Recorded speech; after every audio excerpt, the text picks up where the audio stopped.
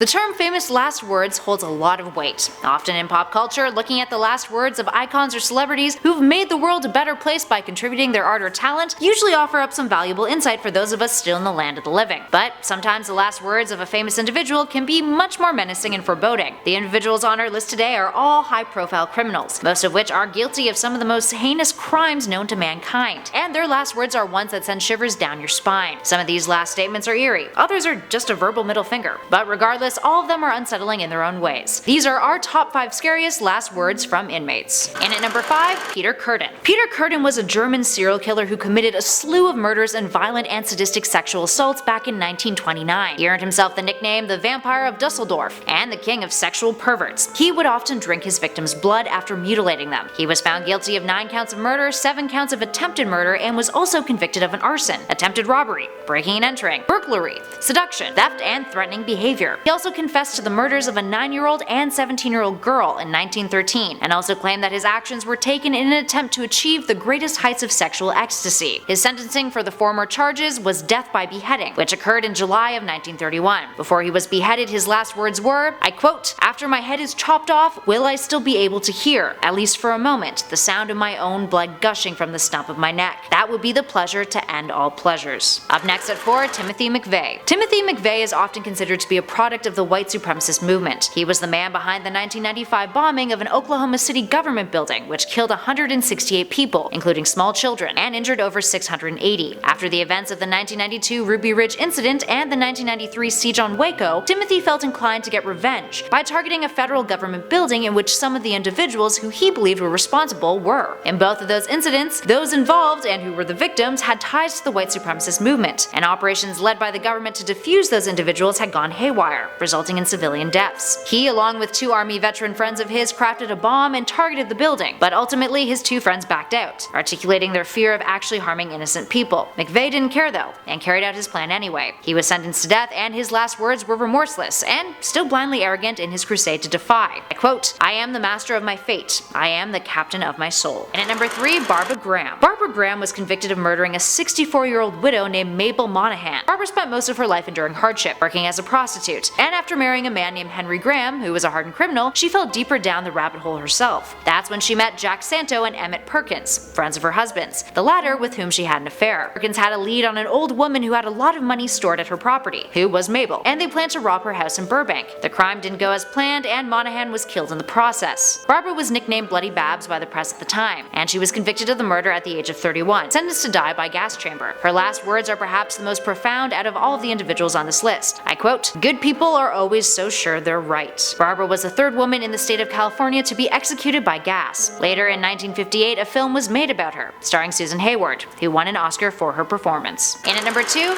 Jeffrey Dahmer. Jeffrey Dahmer is one of the most notorious and disturbing serial killers of all time. Dahmer raped, murdered, and dismembered 17 men and 18 boys between the years of 1978 to 1991, some of which he allegedly ate parts of, with his first murder being committed at the age of 18, 3 weeks after he had graduated from high school. He was finally apprehended when a victim of his, Tracy Edwards, a 32-year-old man, was lured back to his apartment to pose for nude photographs for $100. When Dahmer assaulted him, telling him he intended to eat his heart while holding a knife to his chest, Edwards eventually managed to escape by punching him and catching him off guard. Afterwards, Edwards managed to find 2 police officers, telling them what occurred, which eventually led to Dahmer's capture, and Dahmer confessed on July 23rd of 1991, in which he willingly admitted to murdering all of his victims. Unlike the other criminals on this list, Dahmer was not sentenced to death. Rather, he was sent to jail, sentenced to 15 terms of life imprisonment in 1992. In 1994, he was beaten to death by another inmate named Christopher Scarver, after being left unsupervised in the showers. He was bludgeoned in the head and the face with a metal bar. Scarver would later claim that God told him to do it. Dahmer was rushed to a hospital but was declared dead an hour later. His last words were reported to be, I quote, "I don't care if I live or die. Go ahead and kill me." Finally, in at number 1, AILEEN WUORNOS. AILEEN was a serial killer active in Florida between 1989 and 1990, killing 7 men by shooting them at point-blank range. According to her, all of her victims had raped or attempted to rape her while she was working as a sex worker, and claimed that all of the homicides were done in self-defense. Most of her victims had been shot multiple times, in the lungs, torso, or in the head, with the majority of them being found by the police in the nude, and their cars found later abandoned elsewhere. AILEEN and her lover Tyra Moore would be hunted down after one of the victims' cars were found abandoned, abandoned, and witnesses had identified them in the nearby area. Moore would later give police a confession about the murders in exchange for immunity from prosecution. A few days afterwards, AILEEN confessed to the murders. She was sentenced to death by lethal injection in 2002, and her last words were, I quote, "Yes, I would just like to say I'm sailing with the Rock, and I'll be back,